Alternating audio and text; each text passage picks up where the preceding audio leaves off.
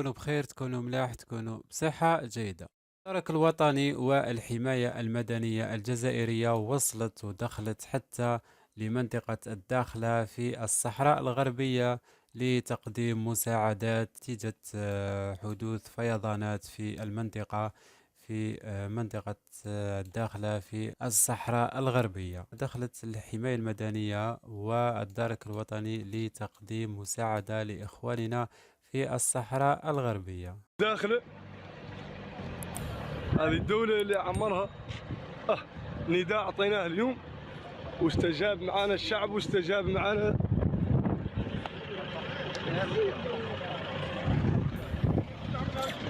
الدولة الجزائرية يا أخو.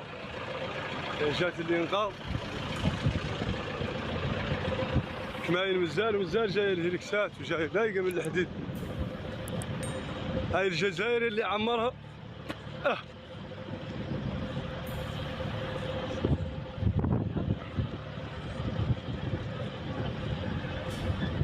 هاي الجزائر الأخرى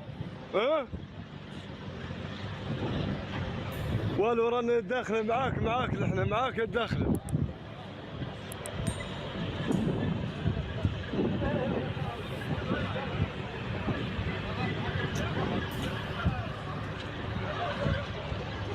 هاي الجزائر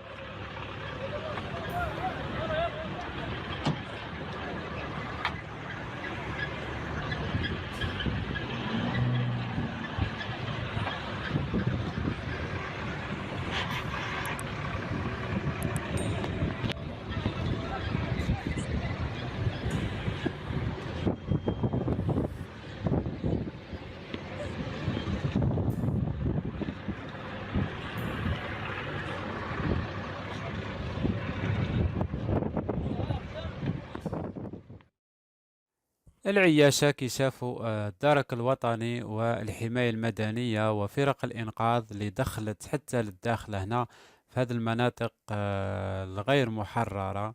كما رانا نشوفوا هنا المناطق هذه كلها محررة من قبل الصحراويين. الصحراء الغربية هنايا كما راكم تشوفوا، هنا هذو المناطق مازالهم تحت سيطرة المخزن، يعني مازالهم متنازعين عليها.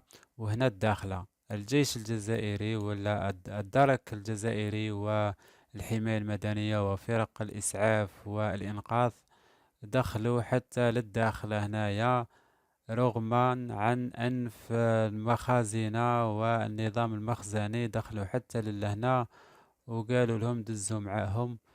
كما راكم تشوفوا خاوتي هنا ذو الجزر الكناري ثاني تابعين لإسبانيا، هما تابعين للمروك، بصح لا هو ما يدافعش عليهم.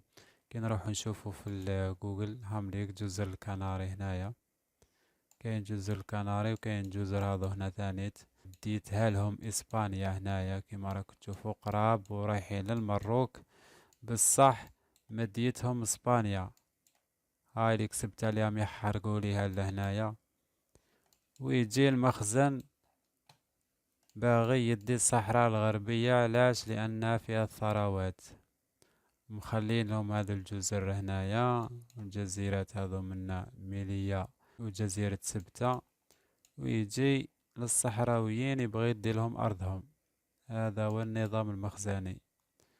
والعياشة قال لك باللي الجزائريين ما دخلوش الأراضي الغير محررة. هاي ليك الأراضي الغير محررة الداخلة وين جاية؟ هاي الداخلة هاي جاية هنايا في الأراضي المحررة، ما تجيش في الأراضي المحررة. هاي وراهي المروكي يتفرج. أفضل أحكي